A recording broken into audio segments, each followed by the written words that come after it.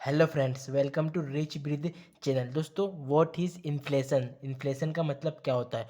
दोस्तों, simple word में बोले तो महंगाई का बढ़ना और पैसों की वैल्यू कम होना ही इन्फ्लेशन होता है। एग्जाम्पल एग्जाम्पल आज किसी शॉप से आप एक कप चाय लेते हो कि एक कप चाय लेते हो 10 रुपीज़ में। एक कप चाय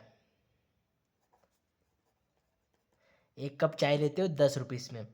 और एक फुल प्लेट एक फुल प्लेट लंच लेते हो 100 रुपीज़ में, है ना।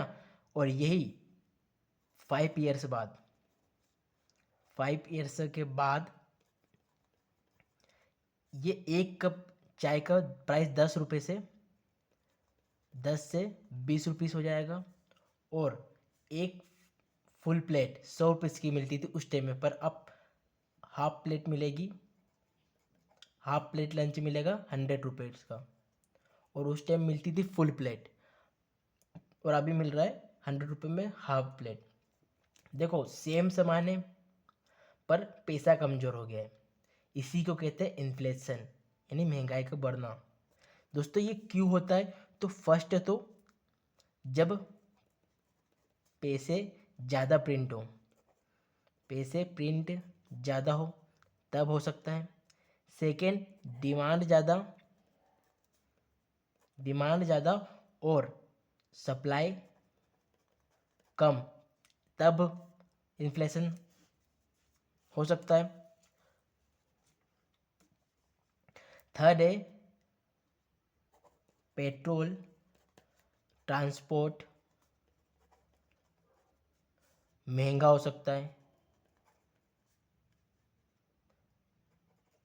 या फोर्थ, गवर्नमेंट गवर्नमेंट जब टैक्स बढ़ा दे तब तब इन्फ्लेशन बढ़ जाता है। ठीक है। अब इन्फ्लेशन से सबसे ज़्यादा नुकसान किसको होता है?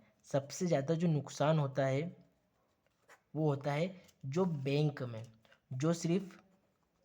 बैंक में पैसा रखते हैं।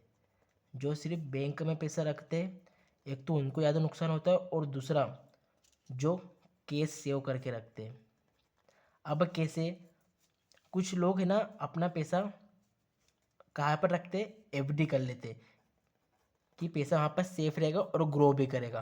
पर अगर आपने आज की महंगाई के हिसाब से एफडी की है, ठीक है, आज की महंगाई के हिसाब से आपने एफडी की है, बट कुछ टाइम बाद महंगाई बढ़ जाती है। जो इन्फ्लेशन रेट होता है, महंगाई दर इन्फ्लेशन रेट बढ़ जाता है।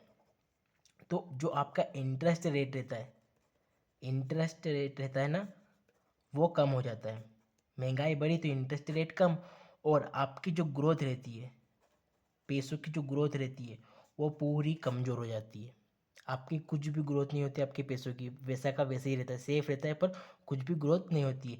इन्फ्लेशन रेट अगर आपके इंटरेस्ट रेट से बढ़ जाता है तो। इसलिए जब भी फ्यूचर में आप एफडी करो, तो इंटरेस्ट रेट इन्फ्लेशन रेट से ज़्यादा हो, मतलब इन्फ्लेशन रेट से ज़्यादा हो इंटरेस्ट रेट वाली एफडी ही चुनें। अगर आप फ्यूचर में एफडी करते हो तो इंटरेस्ट रेट ज़्यादा हो, किससे? इन्फ्लेशन रेट से इंटरेस्ट रेट ज़्यादा हो, वो वाली एफडी चुनें अगर फ्यूचर में आप एफडी करते हो तो दोस्तों, ये होता है इन्फ्लेशन। क्या होता है ये भी बता दिया है, और किस वजह से होता है तो ये भी दिखा दिया है। और सबसे ज़्यादा नुकसान किसको है? तो जो बैंक में पैसे रखते हैं या जो कैश सेव करके रखते हैं उन्हें।